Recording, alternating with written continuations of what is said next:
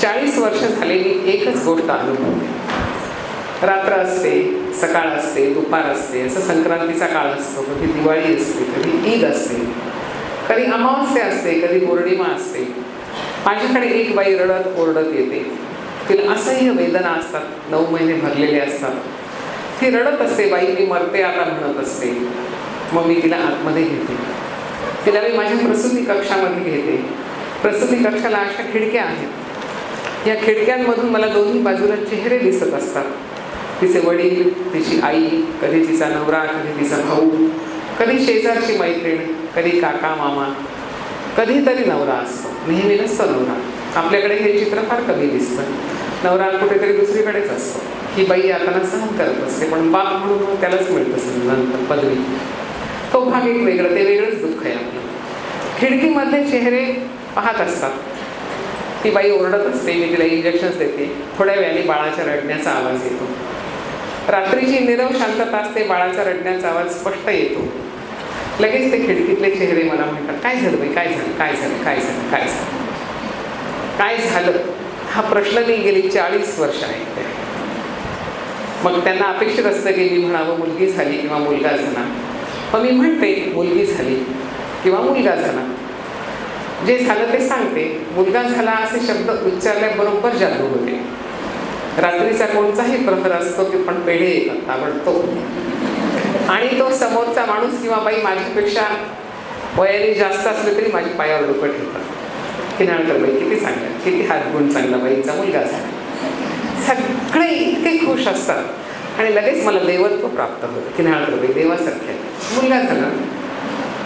आणि जेव्हा मी उच्चारते की मुलगी झाली, मुलगी झाली म्हटल्याबरोबर स्तब्ध शांतता. काहीच नाही. तसं काही मोबाईल सायलेंट वाटल्यासारखं काहीच नाही. काहीही प्रतिक्रिया येत नाही. आणि मी पाहते खिडकीकडे, तर खिडकीतले सगळे चिते गायब होऊन जातात. कुणीच नसतं. ती बाई असते, मी असते आणि ती छोटी जन्मलेली पुढे होणारी बाई असते. आम्ही 3च बायका असतो. ती स्तब्धता सोसणारी. तुम्हाला सांगते मैत्रिणींनो, जोपर्यंत ही स्तब्ध शांतता मुलीच्या जन्माचं स्वागत करेल तोपर्यंत मी कविता लिहित नाही. सर्वप्रथम ह्या महिला सक्षमीकरण मेळाव्याचं उद्घाटन झालं असं मी जाहीर करते. आणि व्यासपीठावर उपस्थित ह्या कार्यक्रमाच्या अध्यक्ष समता बिरादार आणि आत्ताच ज्यांचं उद्घाटनपर भाषण आपण ऐकलं त्या मिनलताई खतगावकर, डॉक्टर शंखपाळे, इथं उपस्थित सर्व महिला व्यासपीठावरच्या आणि व्यासपीठाच्या समोरच्या, आणि ज्यांनी मला इथं ह्या कार्यक्रमासाठी केवळ आमंत्रित केलं असं नव्हे तर माझी तारीख जुळण्यासाठी त्यांनी हा मेळावाच पुढे ढकलला, ते स्टीव शंखपाळे, गोविंद मुंडकर आणि सर्व महत्त्वाचे ह्या कार्यक्रमाच्या पाठीशी असणारे, पाठीमागे असणारे, कार्यक्रमाच्या मुळाशी असणारे प्रत्यक्ष आणि अप्रत्यक्ष सगळे हात, सर्वांचं मी अभिनंदन करते. महिला सक्षमीकरणाच्या कार्यक्रमाला येताना माझ्यासोबत माझे धाकटे दीर डॉक्टर सतीश किन्हाळकर आले. ते इथं आपल्यामध्ये पाठीमागे बसलेले आहेत. मला वाटतं सक्षमीकरणाची सुरुवात त्यांनीच केली आहे. त्याचं कारण असं की आपली वहिनी कार्यक्रमाला जाते आहे तर आपण तिच्यासोबतच जावं. हा भाव जेव्हा एखाद्या पुरुषाच्या मनात येतो, मला असं वाटतं की आपण सगळ्या बायकांनी आश्वस्त व्हायला हरकत नाही की आपला सूर्य उगवतो आहे. आणि मग सक्षमीकरणाची सुरुवात जर घरापासून होत असेल तर मग आपल्याला चिंता करण्याचं कारणच काही नाही आहे. फक्त आपल्याला काय करायचं आहे आज, हे सक्षमीकरणासाठी, सबलीकरणासाठी तुम्हाला मला आज पूर्ण अवकाश उपलब्ध आहे. सगळ्या सोयी आहेत, सगळ्या सुविधा आहेत आणि ही आपल्या भोवतालची माणसं म्हणजे आपल्या अवतीभोवती असणारी सर्व भूमिकांमधलीही पुरुष मंडळी ही सगळी तुमच्या माझ्या विकासासाठी उत्सुक आहेत. केवळ उत्सुक नाही तर ती प्रोत्साहन देण्यासाठी तत्पर आहेत. मला वाटतं आपल्याला सगळ्यांना आता फक्त कृती करायची आहे. आणि ही कृती कशी करायची आहे ते मी तुम्हाला अगदी मुळापासून सांगणार आहे. त्याचं कारण असं की मी मुळात डॉक्टर आहे. तर डॉक्टर असणं म्हणजे काय असतं की पहिल्यांदा आम्ही कुठल्याही परिस्थितीच्या कारणाचा विचार करतो की हे का घडलं. समजा मी असं म्हणेन की आता ही समोर मुलगी आहे माझ्या बसलेली, हिचं मी समजा हिमोग्लोबिन पाहिल, ते जर कमी आहे तर मी विचार करेन की ते कमी का आहे. म्हणजे कारणापर्यंत जाण्याची सवय आम्हाला व्यवसायानेच आम्हाला शिकवलेली असते. तर मला असं वाटतं की आपण जे सक्षमीकरण आणि सबलीकरण किंवा स्त्री पुरुष समानता याच्याबद्दल बोलतो, तेव्हा आपण जितक्या बायका एकमेकींशी बोलतो ना, तितकेच पुरुष आपल्यासोबत असायला पाहिजे. कारण आपण जे काही सोचलं ते तर तुम्हाला मला माहीतच आहे ना, ते आपणच एकमेकींना सांगण्यामध्ये काय नवीन आहे. मी सोचलं, तुम्ही सोचलं, तुमच्याकडे दुर्लक्ष झालं, माझ्याकडे दुर्लक्ष झालं, मला संधी मिळाली नाही, तुम्हाला संधी मिळाली नाही, हे सगळं तर तुम्हालाही माहीत आहे, मला पण माहीत आहे. पण हे त्यांना कळलं पाहिजे. म्हणून मला नेहमी असं वाटतं कुठल्याही महिला दिनाच्या, सक्षमीकरणाच्या, सबलीकरणाच्या, स्त्री पुरुष समानतेच्या कार्यक्रमामध्ये माझा नेहमी आग्रह असतो की मला पुरुष श्रोते जास्त पाहिजे. त्याचं कारण असं की त्यांना समजावून सांगणं जास्त गरजेचं आहे की आम्हाला कसं जगायचं आहे. मुळात आम्हाला तुमच्याशी भांडायचंच नाही आहे. महिला दिन म्हटलं की अनेक वेळेस चेष्टेने आपल्या घरातले पुरुष लोक म्हणतात की आज बुवा तुमचा पोळा आहे. मुळात ही गोष्ट चूक आहे. आपल्याला पोळ्यासारखं नाहीच हवं आहे महिला दिन. आपल्याला असं पाहिजे आहे की आम्हाला माणूस समजा. तुमच्यासारखेच आम्ही माणूस आहोत आणि आम्हाला तुम्ही ज्या दिवशी माणूस समजायला लागाल त्या दिवशीच आम्ही आश्वस्त होऊ की इथून पुढे आमचे चांगले दिवस येणार आहेत. आणि याची सुरुवात आपल्याला करायची. आणि मला असं वाटतं की ह्या कार्यक्रमाला माझ्यासोबत माझे दीर आले, इथेच आपण अर्धी लढाई जिंकलेली आहे. आणि असे दीर प्रत्येकाच्या घरात असावेत, असा पुरुष प्रत्येकाच्या घरात असावात, अशी शुभेच्छा मी तुम्हाला या मेळाव्याच्या दिली. की उद्या तुमच्यापैकी एखादी बाई दुसऱ्या गावाला जायचं म्हणाली तर तिचे वडील, तिचे काका, तिचे मामा, तिचा भाऊ कोणीतरी तिच्यासोबत जाईल. आणि मला असं वाटतं की हे जसं घडायला लागेल घरांमध्ये, माझ्या मेळाव्यांची सुद्धा वरचेवर गरज कमी होत जाईल. मैत्रिणींनो, मी तुम्हाला अगदी मुळातली गोष्ट सांगणार आहे आज.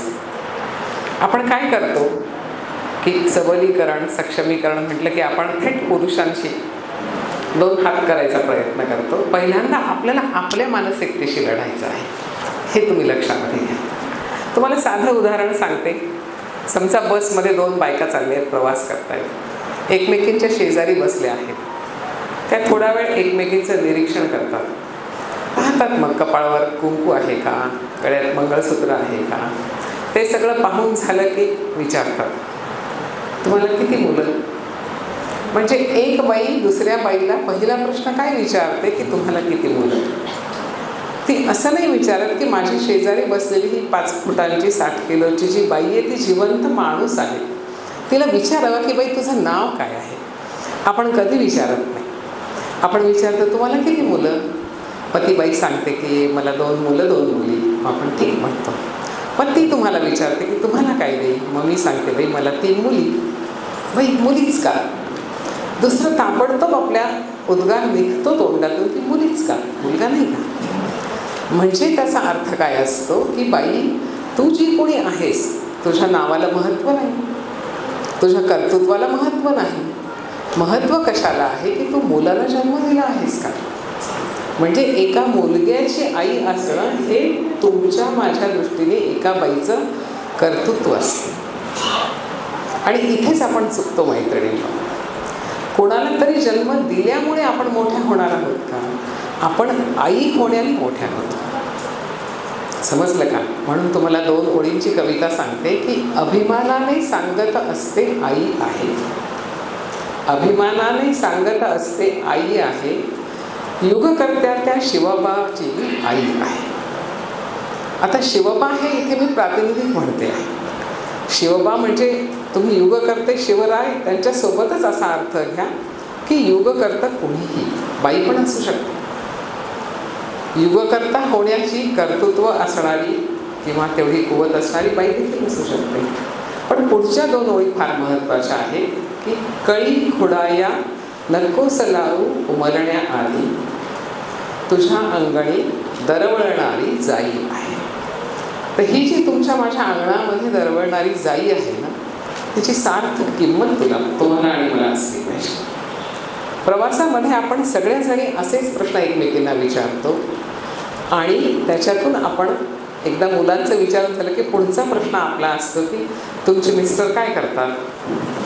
अगदी नकळतपणे सहजपणे आपण हाच प्रश्न विचारतो की नाही, की तुमचे मिस्टर काय करतात. मग सांगतो आपण अमुक तमुक काहीतरी. याच्यातून काय होतं की आपण आपल्याच अस्तित्वाला नाकारत असतो. आपण त्या बाईला विचारतच नाही की बाई तुझं काय नाव आहे, तू काय करतेस, तुझी काय स्वप्न आहे, असं नाही विचारत. मग तिचे मिस्टर काय आहेत त्याच्यावर तिची किंमत ठरते. तिचा नवरा जेवढा मोठा तेवढी तिची किंमत मोठी. म्हणजे मग त्या बाईला स्वतःला शून्य किंमत असते. तर इथं आपण बदललं पाहिजे मैत्रिणींनो, असं मला वाटतं. आता संक्रांतीचा हळदी कुंकवाचा सध्याचा पूर्ण मोसम चालू आहे. मला नेहमी असं वाटतं की संक्रांतीच्या हळदी कुंकवाला आपण थोडंसं बदलायला पाहिजे. आपण बदललो ना मैत्रिणीनं, खूप बदललो. आपण चुलीवर स्वयंपाक करत होतो की नाही, आज कोणी चुलीवर स्वयंपाक करत नाही. आपण सगळ्याजणी गॅस वापरतो. आपण खलबत्त्यामध्ये कुटत नाही चटणी, आता आपण मिक्सर वापरतो. तर आपण जे असं बदललो ना, तसं आता थोडंसं विचारांनी पण बदलूया ना आपण. तर आपण असं करायला पाहिजे. हळदी कुंकवाचा जो कार्यक्रम आपण करतो त्याच्यामध्ये खरं म्हणजे संवाद करण्याची, भेटण्याची, स्वतःचा एकटेपणा घालवण्याची गरज कुणाला आहे बरं? जी एकटी आहे तिला गरज आहे. पण दुर्दैवाने आपण तिला बोलवत नाही हळदी कुंकवाच्या कार्यक्रमाला. हळदी कुंकवाच्या कार्यक्रमाला आपण फक्त सुवासिनी जमतो सगळे. खरं म्हणजे आपला पती हयात आहे किंवा नाही ह्याच्यामध्ये आपलं कितपत योगदान आहे मला सांगा तुम्ही. तो नशिबाचा भाग आहे. पण आपण त्या सगळ्या वर्गाला नाकारतो ज्या वर्गाला खरोखर एकमेकींना भेटण्याची गरज असते. त्यांचा एकटेपणा, त्यांचं मौन, त्यांचा एकांत आपल्याशी बोलू इच्छित असतो, पण आपण त्यांना संधीच नाकारतो. आणि म्हणून माझी तुम्हाला विनंती आहे मैत्रिणींनो, की जर ह्या मेळाव्याचं तुम्हाला खरंच सार्थक करायचं असेल आणि माझ्यासाठी हा मेळावा 2-3 वेळेस पुढे ढकलला गेला, तर माझा एवढा एक संदेश तुम्ही मनापासून ऐकावा की संक्रांतीच्या कार्यक्रमाचं नाव आपण स्नेह मेळावा ठेवत जाऊ आणि त्याच्यामध्ये सगळ्या जणींना बोलवत जाऊ. ज्या एकट्या आहेत त्यांना आवर्जून बोलवत जाऊ. त्यांना तिळगुळ द्या, त्यांच्याशी गप्पा मारा, त्यांना तुमच्यामध्ये मिसळू द्या. त्यांचं घर त्यांना खायला पण उठत असतं कधी कधी. आपला जोडीदार जाणं म्हणजे काय असतं ही यातना सगळ्यांना नसते माहिती. सुदैव आपले जोडीदार आहेत. पण म्हणून आपण जेव्हा आनंदात आहोत, आपण जेव्हा संपन्न आहोत, आपण जेव्हा वैभवात आहोत, तेव्हा आपलं परम कर्तव्य असतं की जे एकटे आहेत त्यांना सोबत घ्यायला. आणि हे खरं बाईपण आहे. म्हणून मी नेहमी सांगत असते की हळदी कुंकवाच्या कार्यक्रमाचं नाव स्नेह मेळावा ठेवा, तिळगुळ संमेलन ठेवा, मैत्र संमेलन ठेवा आणि तिथे अशा ह्या सगळ्या एकट्या वर्गाला बोलवा की काहीतरी कारणाने ती बाई एकटी आहे. कदाचित ती अविवाहित असेल, कदाचित तिचा जोडीदार गेलेला असेल, कारण काहीही असेल, पण ती एकटी आहे. अशा प्रत्येक एकट्या बाईला आपल्यासोबत जर आपण घेतलं आणि तिळगुळाचा कार्यक्रम केला तर मला असं वाटतं की महिला सबलीकरणाचं एक मोठं पाऊल आपण उचलण्यासारखं होईल. कारण आपणच आपल्यामध्ये असे जर भेद ठेवले, अंतर ठेवलं, फरक ठेवला तर आपण एकत्र कशा येणार? एकत्र आलो नाही तर आपण सबल कशा होणार? पहिल्यांदा आपल्याला विचारांनी सबल झालं पाहिजे आणि हे करणं गरजेचं आहे आपल्या सगळ्यांनी. दुसरी गोष्ट तुम्हाला अतिशय महत्त्वाची सांगते की आपण सगळ्या जणींनी आरोग्याचा अर्थ समजून घेतला पाहिजे. आरोग्याचा अर्थ म्हणजे केवळ तुमचं वजन, केवळ तुमचं हिमोग्लोबिन असं नाही.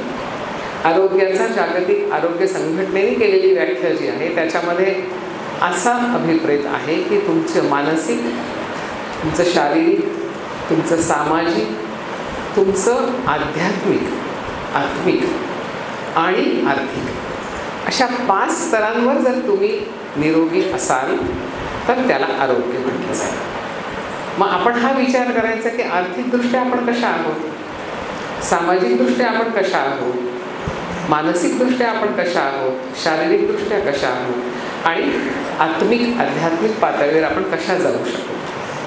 तर त्याच्यामुळे आपल्याला वेदांमध्येच सांगितलेलं आहे की स्वये उद्धरावा आत्मा, खचू देऊ नये कधी, आत्माचं वैरी आपुला, आत्माचं आपुला मित्र. त्यामुळे आपल्या आत्म्याचं उन्नयन करणं हे आपलं काम असतं. मग हे उन्नयन कसं करायचं आहे आपल्याला? आपल्याला हे बघायचं आहे की एक बाई म्हणून मी काय काय करू शकते, एक बाई म्हणून मी दुसऱ्या बाईला कशी सोबत घेऊ शकते, आणि हे करताना माझ्या घरातल्या पुरुषांची साथ मी कशी मिळवू शकते, हे सगळं आपल्याला विचार करायचा आहे. आपल्या पुराणांमध्ये फार चांगल्या पद्धतीने बाईचं वर्णन केलेलं आहे की पत्नी कशी असावी. तुम्हाला सगळ्यांना त्याच्यातल्या काही गोष्टी माहिती असेल, थोडंफार ऐकलेलं असेल कधीतरी, पण आपल्याकडून जी अपेक्षा केली जाते ती अपेक्षा नक्की तुम्हाला माहीत आहे. असं म्हटलं जाते की कार्येषु मंत्री, करणेषु दासी, भोजेषु माता, शयनेषु रंभा, धर्मानुकूला क्षमया धरित्री. हे सगळे शब्द तुम्ही ऐकलेले असतील थोड्याफार फरकाने. या प्रत्येक शब्दामध्ये एक एक विशेषण आहे बाईसाठी, आणि त्याचा विचार आपल्या समाजामधले, आपल्या देशातले सगळे पुरुष करतात जेव्हा त्यांना लग्न करायचं असतं. काय काय पाहतात ती कशी असायला पाहिजे की कार्येषु मंत्री, काम करताना तिने काम मंत्र्यासारखं, सचिवासारखं तत्पर केलं पाहिजे. मग ती कशी करणेषु दासी, जेव्हा बाकीची कामं करायची सेवाभावी तेव्हा ती दासीसारखी असली पाहिजे. भोजेषु माता, जेवू घालताना ती आई असली पाहिजे. शयनेषु रंभा, पत्नीचं काम. त्याच्या पुढे धर्मानुकूला क्षमया धरित्री असे शब्द आहेत, म्हणजे तिने धर्माला अनुकूल वागलं पाहिजे आणि ती धरतीसारखी क्षमाशील असली पाहिजे. पण त्याच्या पुढे पुराणांमध्ये एक शब्द आहे, तो मात्र सोयीस्करपणे पुरुष समाज विसरून गेलेला आहे. तो असा आहे की भार्याच्या षड्गुण्यवती दुर्लभा. अशी भार्या, अशी पत्नी, अशी षड्गुणयुक्त पत्नी ही दुर्लभ असते. दुर्लभ असते म्हणजे काय की ती दुर्मिळ असते, ती सगळ्यांना मिळत नाही. मग ती सगळ्यांना मिळावी म्हणून पुरुषांनी काय केलं पाहिजे हे मी तुम्हाला सांगते. हे पुराणात सांगितलेलं नसेल कदाचित, पण मी तुम्हाला सांगते. विशेषतः पाठीमागे बसलेले सगळे पुरुष मंडळी, त्यांच्यासाठी मी ह्या गोष्टी सांगते की अशी बायको तुम्हाला हवी असते, आम्हाला मान्य आहे. आम्ही तसे होण्यासाठी आयुष्यभर प्रयत्न करतो, शेवटपर्यंत प्रयत्न करतो, आणि बऱ्याच वेळेस आम्ही यशस्वी होतो सुद्धा. पण तुम्ही कधी असं होणार, हा माझा प्रश्न आहे. की ठीक आहे, आज तुम्ही स्त्रियांना अवकाश दिला आहे, स्त्री उजेडात आली आहे. आमच्या शास्त्राप्रमाणे असं आहे की खूप वेळ अंधारामध्ये बसलं आणि अचानक उजेडामध्ये आलो आपण, की आपले डोळे नीट काम करत नाहीत, दिसत नाही, आपल्याला डोळे चमकतात. आणि जेव्हा आपल्या डोळ्यांना नीट दिसत नाही, आपल्याला चालायचं आहे, तर काय होऊ शकतं? आपण पडू शकतो, आपला पाय घसरू शकतो, आपण धडपडू शकतो, तोल जाऊ शकतो. तर मला हेच सगळ्या पुरुषांना सांगायचं आहे की तुम्ही आम्हाला उजेडात आणलं आहे. त्याची सुरुवात महात्मा फुल्यांनी केली. राजा राममोहन राय होते, महर्षी कर्वे, रघुनाथ कर्वे, ह्या सगळ्यांनी आम्हाला आज उजेडात आणून व्यासपीठापर्यंत आणलं आहे. पण आम्ही अंधारात होतो ना खूप दिवस, माझघरामध्ये होतो, चुलीच्या धुरामध्ये आमचे डोळे कितीतरी खराब होऊन गेले. आणि आज जेव्हा अचानक तुम्ही आम्हाला उजेडामध्ये आणलं आहे, आम्ही देखील स्वेच्छेने, उत्साहाने आलो आहोत. शक्यता आहे की आम्ही काही चुकू. तर तुम्ही जशी अपेक्षा करता की स्त्री ही क्षणाची पत्नी आणि अनंत काळची माता असते, तर कधीतरी आम्ही चुकलो तर तुम्ही आमचा बाप होणार का? हा माझा पुरुषांना प्रश्न आहे. की पिता म्हणून तुम्ही कधी आम्हाला माफ करणार का? आणि जर तुम्ही आम्हाला असं आश्वस्त केलं की तुम्ही देखील काम करण्याच्या वेळेस मंत्र्यासारखं, सचिवासारखं काम कराल, सेवेचं काम करताना दासासारखं कराल, जेवू घालताना आईबाप व्हाल आणि क्षमा कराल, धर्मानुकूल वागाल, तर कदाचित आमची प्रगती आणखी 100 पट वेगाने होईल. तर पुरुषांनाच मला हे सांगायचं आहे की तुम्हाला सुद्धा थोडंसं बदललं पाहिजे. की अनंत काळाची पत्नी आणि क्षणाची माता जेव्हा बाई युगानं युग होऊ शकते, आज 2024मध्ये सुद्धा ती तसा प्रयत्न करते, तर तुम्ही देखील बाई प्रगती करत असताना जर कधी चुकली तर तिला तुम्हाला धरतीसारखी क्षमा करता आली पाहिजे. आणि जेव्हा पुरुष क्षमा करण्यासाठी उत्सुक असेल, तयार असेल, तर मला वाटतं की बाई आणखीन आत्मविश्वासाने 4 पावलं पुढे टाकेल. तर हे आजच्या निमित्ताने तुम्हाला मला सांगायचं होतं की जेव्हा आपण प्रगतीची भाषा करतो, जेव्हा आपण सक्षमीकरणाची भाषा करतो, आपण जेव्हा सबलीकरणाची भाषा करतो, तर तेव्हा त्याच्यामधला तोल सांभाळणं फार महत्त्वाचं असतं. तर तोल सांभाळण्यासाठी मी तुम्हाला 2 गोष्टी सांगते की आपल्याला साने गुरुजी सगळ्यांना माहीत आहे. श्यामची आई हे पुस्तक अजरामर आहे. शाळेच्या अभ्यासक्रमात असतं, लहान मुलांनी पण वाचलेलं असतं. श्यामची आई पुस्तक लिहिणारे साने गुरुजी ते असं म्हणतात की लग्न म्हणजे नेमकं काय असतं. तर लग्न हा एक असा संगम आहे की जिथे स्त्रीच्या अंगभूत वात्सल्याचा, स्त्रीच्या ममतेचा थोडाफार परिणाम पुरुषावर झाला पाहिजे सहवासाने. त्याला देखील वात्सल्य समजलं पाहिजे, त्याला देखील माया करता आली पाहिजे, त्याला देखील निस्वार्थपणे प्रेम करता आलं पाहिजे. आणि पुरुषांच्या अंगी जे धाडस असतं, जे साहस असतं, जी धडाडी असते, तर ती धडाडी स्त्रीच्या अंगामध्ये पुरुषांच्या सहवासाने आली पाहिजे. म्हणजे लग्नानंतर स्त्रीजवळ साहस आलं पाहिजे, पुरुषाजवळ वात्सल्य आलं पाहिजे.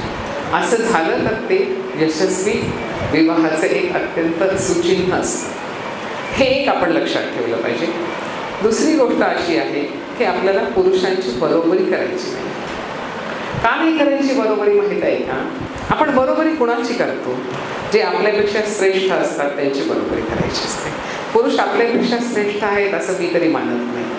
त्याचं कारण असं की मला जीवशास्त्र समजतं. जीवशास्त्रामध्ये गुणसूत्रांचं एक शास्त्र असतं. मी तुम्हाला ते सोप्या भाषेमध्ये सांगण्याचा प्रयत्न करते की आपल्या शरीरामध्ये पेशी असतात आणि ह्या पेशींच्या आतमध्ये गुणसूत्र असतात. तर त्या गुणसूत्रांमध्ये जोड्या असतात गुणसूत्रांच्या. तर त्या जोड्यांमध्ये एक जोडी अशी असते की ती जोडी आपलं लिंग ठरवते. म्हणजे मी जन्मताना मुलगी होणार का मुलगा होणार ही ती गुणसूत्रांची जोडी ठरवते. आणि बाकीच्या ज्या गुणसूत्रांच्या जोड्या असतात त्या काय ठरवतात? मी माझ्या आजीसारखी गोरी होणार का, की मी आजोबांसारखी काळी होणार, मी माझ्या आईसारखी ठेंगणी होणार का, मी माझ्या काकांसारखी उंच होणार. हे ठरवणारे इतर जोड्या असतात की ज्या आपला रंग ठरवतात, उंची ठरवतात, नाक, डोळे, डोळ्यांचा रंग, केस, अशा गोष्टी. पण ही लिंग ठरवणारी जी जोडी असते तिच्यामध्ये XX जेव्हा असतं तर आपण मुलगी म्हणून जन्माला येतो आणि जेव्हा XY असतं तेव्हा आपण मुलगा म्हणून जन्माला येतो. तर इथे बोर्ड नाही तर मी तुम्हाला काढून दाखवलं तर तुम्ही डोळ्यापुढे आणा की मी एक X लिहिला आहे, दुसरा एक X लिहिला आहे. तर काय होईल? एका Xला 2 पाय आहेत, दुसऱ्या Xला 2 पाय आहेत.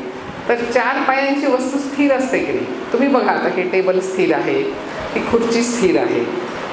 3 पायांची वस्तू स्थिर नाही राहू शकत. तर तुम्ही पुरुषांचं गुणसूत्र डोळ्यापुढे आणून बघा की एक X असतं म्हणजे 2 पाय झाले, Y असं असतं हवेमध्ये 1 पाय. तर त्याच्यामुळे आपण जेव्हा विचार करतो गुणसूत्रांचा अगदी बेसिक विचार आहे, हा पायाभूत विचार आहे. तर त्याच्यामुळे पुरुष हे जीवशास्त्राप्रमाणेच चंचल असतात आणि आपण स्थिर असतो. म्हणजे बाई जन्म हा जन्मतानाच स्थिरता घेऊन येतो. मग मला सांगा, आपण जर जन्मताच स्थिर आहोत तर आपल्याला पुरुषांची बरोबरी करायची काही गरज आहे का? अजिबात गरज नाही. आपण सक्षम आहोत, फक्त आपल्या सक्षमतेवर, आपल्या सबलतेवर परंपरांचे पडदे पडलेले आहेत. ह्या परंपरा वर्षानुवर्ष, शतकानुशतक, युगानुयुग पुरुषांनीच निर्माण केलेल्या आहेत. आपण त्यांच्यासारखाच असतो, किंबहुना आपण त्यांच्यापेक्षा थोड्याशा अधिक चांगले असतो.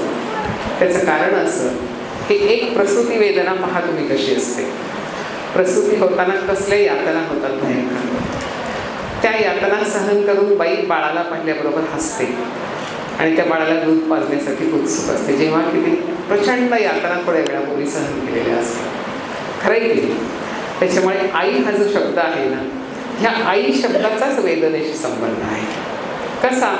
की वेदना झाल्यानंतर आपण आई होतो आणि आयुष्यभर जगामधला कुठलाही पुरुष, कुठल्याही देशामधला पुरुष किंवा स्त्री, त्याला आयुष्याच्या कोणत्याही टप्प्यावर जेव्हा वेदना होते तोंडातून पटकन निघतं आई ग. त्याच्यामुळे आई आणि वेदनेचा हा जो अतूट संबंध आहे, हा संबंध तुम्हाला, मला, जगातल्या तमाम स्त्रियांना अबाधित असं श्रेष्ठत्व देऊन दिलेलं आहे. त्याच्यामुळे आपल्याला त्यांची बरोबरी करायची, आपल्याला त्यांच्याशी भांडायचं नाही, आपल्याला त्यांच्या सोबत चालायचं आहे. त्यांनी आपल्याला पाठीमागे ठेवलं आजपर्यंत, त्यांनी आपल्याला माझघरात ठेवलं, अंधारात ठेवलं, घरातली कामं करायला लावली, आपल्याला क्षुद्र समजलं, आपल्या स्वप्नांचा विचार केला नाही, आपल्या क्षमतांचा विचार केला नाही, आपल्या मनाचा विचार केला नाही.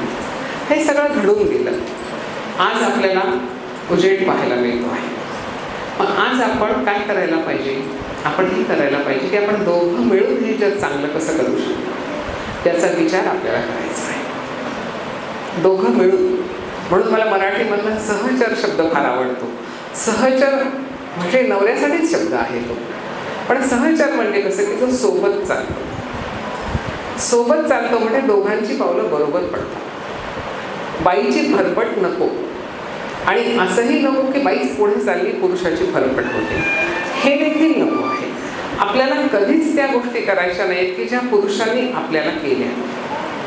जो अन्याय आपल्यावर झाला तो जर आपण त्यांच्याशी करणार असो तर मग त्यांच्या आपल्यामधला भेद, आपलं श्रेष्ठत्व आपण कसं सिद्ध करणार आहोत? मी तर तुम्हाला सांगितलं की जीवशास्त्रीय दृष्ट्या परमेश्वरानेच आपल्याला असं बनवलं आहे की आपल्याजवळ प्रचंड प्रमाणात सहनशक्ती आहे आणि आपण स्थिर आहोत. जेव्हा स्थिर असतो आपण तेव्हा आपण चांगला विचार करू शकतो. आणि म्हणून ह्या प्रगतीच्या आलेखाचा जेव्हा आपण विचार करतो वाटतं आपल्याला की आज अंतराळामध्ये गेली बाई. कल्पना चावलांचं उदाहरण माहीत आहे आपल्याला. बाई आज राजकारणामध्ये मोठ्या पदावर आहे. आज आपल्या राष्ट्रपती एक महिला आहे. पंतप्रधान अनेक वर्ष आपली एक महिला होती, इंदिरा गांधी. म्हणजे उच्च पदापासून अगदी छोट्या गावामध्ये आज आपण ज्यांचा सत्कार केला त्या सगळ्या बायका आपल्या आपल्या परीने आपलं आपलं क्षितिज रुंदावत आहे. प्रत्येकजण आपला श्वास घेते आहे, आत्मविश्वासाने घेते आहे. मग ती अगदी गावखेड्यातली बाई असो की उच्च पदस्थ बाई असो, तरी देखील काही गोष्टी अशा आहेत की ज्या गोष्टींमध्ये बदल होणं आवश्यक आहे. आणि त्या गोष्टी म्हणजे बाईच्या निर्णय क्षमतेवरचं प्रश्नचिन्ह. आजही पुरुषांना असं वाटतं की निर्णय क्षमता हा फक्त पुरुषांचाच अधिकार आहे. असं नाही आहे. आज आपण पाहतो की गावोगावी छोट्या छोट्या पदांवर स्त्रिया आहेत. सरपंच पदावर, सभापती पदावर, जिल्हा परिषद अध्यक्ष, आमदार, खासदार, मंत्री, पंतप्रधान, राष्ट्रपती. पण ह्या पदांवर काम करत असताना किती बायकांना स्वतः निर्णय घेता आले हा एक अभ्यासाचा विषय आहे वेगळा. बऱ्याच वेळेस त्यांना फक्त सही करतात, निर्णय त्यांना घेता येत नाही. आणि हे चित्र आपल्याला बदलायचं आहे. हे चित्र बदलता केव्हा येईल आपल्याला की जेव्हा आपण शिकणार आहोत. शिकणं म्हणजे केवळ शाळेत जाणं, वही पुस्तक घेणं, अक्षरं ओळख असं नाही म्हणायचं मला. शिकण्याचा अर्थ आहे की आपली निर्णय क्षमता वापरता आली पाहिजे. कधी कधी एखादी निरक्षर बाई सुद्धा एखाद्या शिकलेल्या बाईपेक्षा जास्त समंजस, शहाणी, विद्वान असते. त्यामुळे पदवी असणं आणि खऱ्या अर्थाने विचारी असणं याच्यामध्ये फार फरक आहे. आपल्याला विचार करता आला पाहिजे. आणि हा विचार करण्यासाठी काय केलं पाहिजे आपल्याला की आपल्याला आपल्या स्वतःला सतत पारखून पाहिलं पाहिजे की आपण कुठे चुकतो आहोत, आपण कुठे आपल्या बाईपणाला धरून बसलो आहोत अजूनपर्यंत. ह्या सगळ्या गोष्टींचा आपल्याला सगळ्यांना विचार करायचा आहे.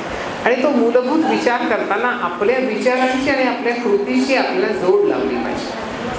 म्हणून मी म्हणाले की आज 2024मध्ये सुद्धा जर बायकांना असं वाटत असेल की मला मुलगा हवा तर आपली प्रगती कोण करणार आहे? विचार करा. आपणच आपल्या प्रगतीला जर अशी खेळ घालणार असू की बाईला ह्या चौकटीमध्ये बसवायचं नाही. तुम्ही विचार करा, दोन पुरुष जेव्हा एकमेकांना भेटतात प्रवासामध्ये, आता पाठीमागे बसले एवढे पुरुष आहेत, ते दोघं एकमेकांना विचारतात का हो तुमचं लग्न झाले का, तुमची बायको काय करते? अजिबात विचारत नाही.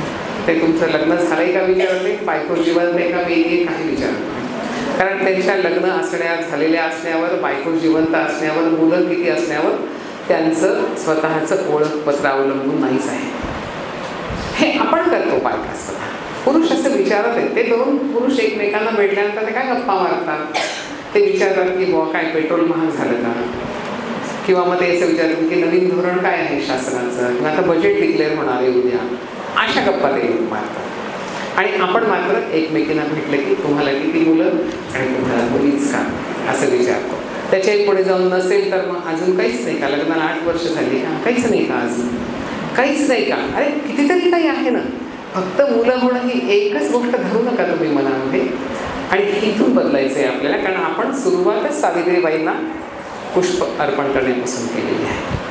तुम्हाला सांगते, आवर्जून लक्षात ठेवा की सावित्रीबाईंनी आणि महात्मा फुल्यांनी केवळ शिक्षणाची मार्ग आपल्याला दाखवला असं नाही, त्याच्यापेक्षा फार मोठी गोष्ट त्यांनी एक केलेली त्यांच्या आयुष्यामध्ये, की महात्मा फुल्यांचं जेव्हा सावित्रीबाईंशी लग्न झालं त्याच्यानंतर त्यांना अपेक्षित काळात मूल झालं नाही.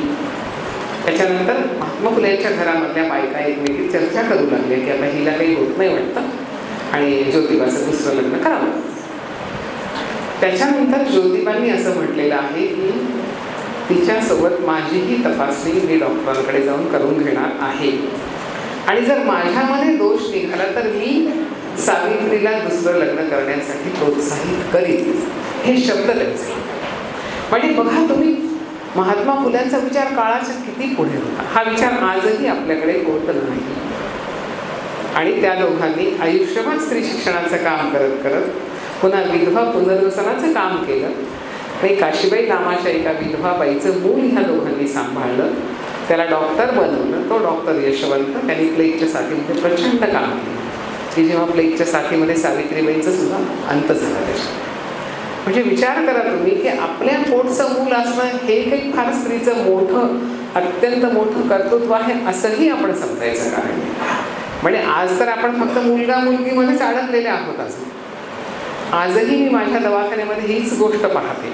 मी तुम्हाला हे का सांगते आहे, आपल्याला त्याच्या खूप पुढे जायचं आहे. मुलगा मुलगीच्या आपल्याला खूप पुढे जायचं आहे.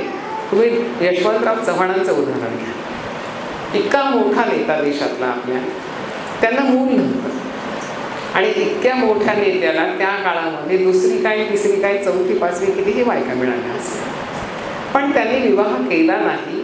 त्या दोघांनी देखील मूल आपल्याला नाही तरी हरकत नाही, पण त्यांनी इतर काम केले. आणि हे जे आहे ना, की आपल्याला मूल नसताना देखील तिथं अडकून न पडता समाजसेवेचे इतर मार्ग चोखाळले, हे महात्मा फुल्यांचं मोठेपण, हे यशवंतरावांचं मोठेपण, हे आपल्याला लक्षात घेतलं पाहिजे. म्हणजे सक्षमीकरण, सबलीकरणाचा पाया इथे आहे की बाईला त्या तिथं गुंतवून ठेवू नका की बाई म्हणजे तिचं लग्न झालं पाहिजे, तिला मूल झालं पाहिजे, त्याचं तिला मुलगा झाला पाहिजे, तिने वंशाला दिवा दिला पाहिजे. ह्या सगळ्या गोष्टी हळूहळू कालबाह्य झाल्या पाहिजे. आपण एका बाईला एक जिवंत माणूस म्हणून ज्या दिवशी किंमत देऊ त्या दिवशी खरं सक्षमीकरण झालेलं असतं. सक्षमीकरणासाठी आपल्याला शासनाला काही मागण्याची गरज नाही आहे. सक्षमीकरण फक्त सुविधा देण्याने होत नसतं. सक्षमीकरण केवळ कुठल्या तरी कायद्यांमध्ये बदल केल्याने होत नसतं. शिक्षण आपल्याला घ्यावं वाटलं पाहिजे. आलं लक्षामध्ये? बहिणाबाई त्यांनी काही शिक्षण घेतलं होतं का, पण किती मोठ्या गोष्टी त्या सांगून गेल्या की माणसा माणसा कधी भशील माणूस. किती साधे शब्द आहेत ते, आणि आजही आपण माणूस झालेलो नाही.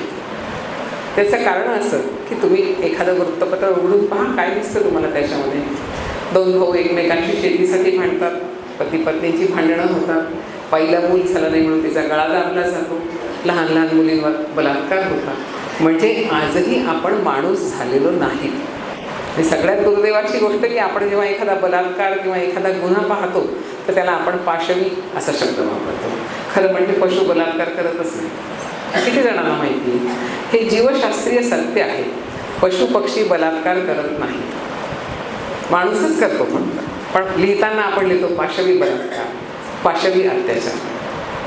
किती शोकांतिक आहे. पशुपक्ष्यांना किती वाईट वाटत असेल विचार करा. तर बहिणाबाईंच्या शब्दामध्ये माणसा माणसा कधी भशील माणूस, आपल्याला अजून माणूस व्हायचं आहे.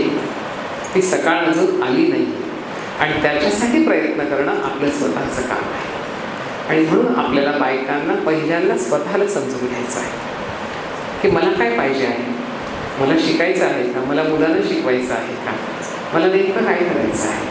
हे शिकण्यासाठी आपल्याला स्वतःला सतत तपासून पाहता आलं पाहिजे. आपली शक्ती आपण पुरुषांशी भांडण्यामध्ये नाही घालवायची. त्यांच्याशी भांडायचंच नाही आहे, आपल्याला त्यांच्यासोबत चालायचं आहे. कारण त्यांच्यामध्ये पण अनेक गुण आहेत, ज्या गुणांचा आपल्याला आपल्या आयुष्यामध्ये अनेक वेळेस लाभ झालेला असतो. त्यांचं धाडस आपल्यात आलं पाहिजे, आपलं वात्सल्य त्यांना समजलं पाहिजे. अशा मार्गावर एकमेकांच्या सोबत आपल्याला चालायचं आहे. ते खऱ्या अर्थाने सबलीकरण असणार आहे. म्हणून प्रत्येक बाईनं दुसऱ्या बाईला बाईच्या चौकटीमध्ये पाहू नये अशी माझी विनंती आहे. की तिचं लग्न झालंय का, तिला मूल झालंय का, तिला मुलगा आहे का, याच्यावर तिचं कर्तृत्व अवलंबून नाही.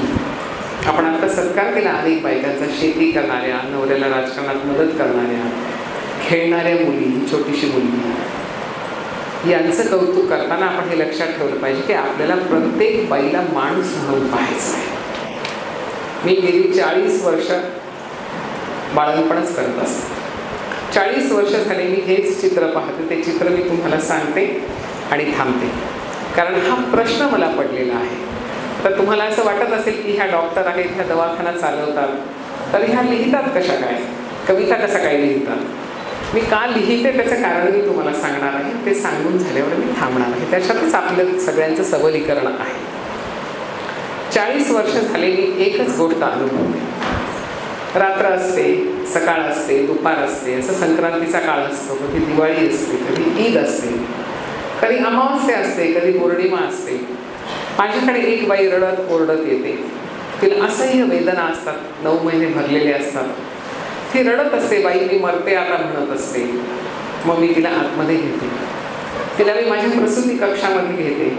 प्रसूती कक्षाला अशा खिडक्या आहेत. या खिडक्यांमधून मला दोन्ही बाजूला चेहरे दिसत असतात. तिचे वडील, तिची आई, कधी तिचा नवरा, कधी तिचा भाऊ, कधी शेजारची मैत्रीण, कधी काका मामा, कधीतरी नवरा असतो, नेहमी नसतो नवरा. आपल्याकडे हे चित्र फार कमी दिसतं. नवरा कुठेतरी दुसरीकडेच असतो. ही बाई आता सहन करत असते, पण बाप म्हणून त्यालाच मिळतं नंतर पदवी. तो भाग एक वेगळं, ते वेगळंच दुःख आहे आपलं. खिडकीमधले चेहरे पाहत असतात. ती बाई ओरडत असते, मी तिला इंजेक्शन्स देते. थोड्या वेळाने बाळाच्या रडण्याचा आवाज येतो. रात्रीची नीरव शांतता असते, बाळाचा रडण्याचा आवाज स्पष्ट येतो. लगेच ते खिडकीतले चेहरे मला म्हणतात, काय झालं बाई, काय झालं, काय झालं, काय झालं, काय झालं, काय झालं. हा प्रश्न मी गेली 40 वर्ष ऐकते. मग त्यांना अपेक्षित असतं की मी म्हणावं मुलगी झाली किंवा मुलगा झाला. मग मी म्हणते मुलगी झाली किंवा मुलगा झाला. जे झालं ते सांगते. मुलगा झाला असे शब्द उच्चारल्याबरोबर जादू होते. रात्रीचा कोणताही प्रहर असतो की पण पेढे येतात ताबडतोब. आणि तो समोरचा माणूस किंवा बाई माझ्यापेक्षा वयाने जास्त असले तरी माझ्या पायावर डोकं ठेवतात की नाळकर बाई किती चांगला, किती हातगुण चांगला, बाईचा मुलगा झाला. सगळे इतके खुश असतात आणि लगेच मला देवत्व प्राप्त होतं की नाळकर बाई देवासारखे मुलगा झाला.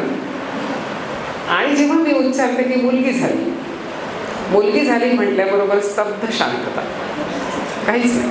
जसं काही मोबाईल सायलेंट वाटल्यासारखं काहीच नाही, काहीही प्रतिक्रिया येत नाही. आणि मी पाहते खिडकीकडे, तर खिडकीतले सगळे चेहरे गायब होऊन जातात. कुणीच नसतं. ती बाई असते, मी असते आणि ती छोटी जन्मलेली पुढे होणारी बाई असते. आम्ही 3च बायका असतो. ती स्तब्धता सोसणारे. तुम्हाला सांगते मैत्रिणींनो, जोपर्यंत ही स्तब्ध शांतता मुलीच्या जन्माचं स्वागत करेल तोपर्यंत मी कविता लिहित नाही. कारण की ही स्तब्धता मला फार त्रास देते, मला यातना होतं. म्हणजे जेव्हा ती मुलगी जन्मते आणि सगळे चेहरे गायब होतात, कोणीच आनंद दाखवत नाही, तेव्हा मला त्या बाळंतपण झालेल्या बाईपेक्षा जास्त यातना मला होतात.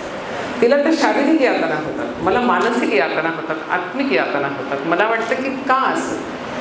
एकीकडे आपण संगणकाच्या युगात आहोत. मंगळावर पाऊल ठेवायचं, चंद्रावर पाऊल ठेवायचं, पण मुलगी जन्मल्यानंतर शांत बसायचं.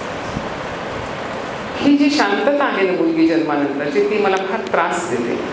आणि म्हणून मी औषधांच्या व्यतिरिक्त जे लिहिते त्याची कविता म्हणून सांगते. आणि आपल्याला की नाही सगळ्या जणींना मिळून या शांततेचं रूपांतर आनंदामध्ये करायचं आहे, हे आपल्याला आव्हान आहे. ते ज्या दिवशी कुठल्याही जगाच्या कोपऱ्यामध्ये कुठल्याही जातीची, कुठल्याही धर्माची मुलगी जन्मेल आणि त्या मुलीच्या जन्माचं स्वागत ढोल ताशांनी होईल, आनंदाने होईल, पेढ्यांनी होईल, तो खरा सक्षमीकरणाचा, सबलीकरणाचा आनंद असणार आहे. आणि ह्या आनंदासाठी तुम्हाला मला तयार व्हायचं आहे. मी गेली अनेक वर्ष हेच सगळ्यांना सांगत असते की ज्या दिवशी मुलगी जन्माचं स्वागत आनंदाने होईल, खऱ्या आनंदाने, बरं का. मी तुम्हाला सांगते एक मतलबी आनंद पण आहे आपल्या समाजामध्ये की समजा तुम्हाला 3 मुलं आहेत ना, 4थी मुलगी झाल्यावर तुम्ही खूप आनंद व्यक्त करता. तो पाहिलाय. 3 मुलं असतात आधीचे, मग मुलगी पाहिजे बाई घरामध्ये एखादी, पोरांना राखी बांधायला. म्हणजे तिच्या जन्माचा प्रयोग ते आधीच सांगून टाकतात. ती स्वतःसाठी नाही जगणार, तिला स्वतःसाठी नाही श्वास घ्यायचा. आमच्या असलेल्या मुलांना राखी बांधायला म्हणून ती जन्माली. म्हणजे तिचं माणूस पण तिच्या जन्मल्या क्षणी नाकारलं जातं. हे फार दुःखद आहे, हे घडायला नको आहे. आणि त्याच्यापेक्षाही भयंकर काळ आपण पाहिलेला आहे. साधारणपणे 1990 पासून 2010-15 पर्यंत आपल्या देशामध्ये कोट्यवधी मुली मारले गेले. सोनोग्राफी पाहून मुलगा आणि एका मुलगी पाहून जन्मण्यापूर्वीच तिला मारून टाकण्यात आलेलं आहे. हे आपण सगळ्यांनी मिळून केलेलं आहे. हे अत्यंत दुःखद आहे. जेव्हा हे सत्य आपण स्वीकारतो ना, तेव्हा आपल्याला असं सक्षमीकरण सबलीकरण शब्द वापरण्याचा अधिकार सुद्धा उरत नाही. कारण आपण स्वतः सगळ्याजणी मिळून, कारण कुठलंही असो, पण मुली मारल्या आहेत. हे थांबलं पाहिजे, हे नष्ट झालं पाहिजे. आणि मला असं वाटतं की प्रत्येक बाईनं, प्रत्येक पुरुषानं हे लक्षात ठेवलं पाहिजे की जन्मणारा जीव हा एक माणूस असतो. भले तो मुलगीचं लग्न होईल किंवा मुलाचं, पण जन्मणारा जीव हा एक माणूस आहे हे ज्या दिवशी आपल्याला समजेल आणि मुलगी जन्माल्यानंतर ज्या दिवशी आपल्या चेहऱ्यावर हास्य येईल, तो खरा आनंदाचा दिवस असणार आहे. त्याच्याही पुढचं एक दुःख मी तुम्हाला सांगतो. मुलगा मुलगी विचारतात तिथपर्यंत ठीक आहे, मुलगा झाला म्हणून पेढे वाटतात तेही ठीक आहे, मुलगी झाली म्हणून जिलेबी देतात तिथपर्यंत मी तुम्हाला समजू शकते. पण जी बाई माझ्याकडे ओरडत आतमध्ये येते, बाई मी मरते आता असं म्हणत पोट धरून वाकून जी तडफडत येते, ती कशी आहे असं कोणीच विचारत नाही. हे मला जास्त दुःखदायक आहे की ठीक आहे, मुलगा झाला मुलगी झाली पेढे वाटले तिथपर्यंत ठीक आहे, पण तेच चेहरे पुन्हा खिडकीमध्ये येऊन मला विचारत नाही की तुम्ही आतमध्ये नेली ना बाई, ती माझी मुलगी होती, ती माझी पत्नी होती, ती माझी बहीण आहे, ती कशी आहे. बाळाच्या रडण्याचा आवाज तर आम्ही ऐकला. काही काही बायका तर बाळाच्या रडण्यावरून मुलगा मुलगी ओळखतात. हां, मोठा आवाज आहे बरं का, मुलगा असेल हेही असतं, पण बाळाच्या रडण्याचा आवाज आला म्हणजे बाळ चांगलं आहे. पण ती जी ओरडत होती, जी म्हणाली की मी मरते आता, ती कशी आहे असं कोणीच विचारत नाही. काय आपल्या जन्माची किंमत आहे, काय आपल्या मृत्यूची सुद्धा किंमत नाही आहे बायकांनो, कशाचीच किंमत नाही. आणि तरी देखील आपण हसत जातो. हे आपले मोठेपण आहे. सगळ्यात मोठेपण आपलं बायकांचं काही आहे. आपण रोज सकाळी उठतो, आपलं अंगण स्वच्छ करतो, शेणाचं असेल तर सारवतो. आजकाल शेणाचं नाही कोणाचं,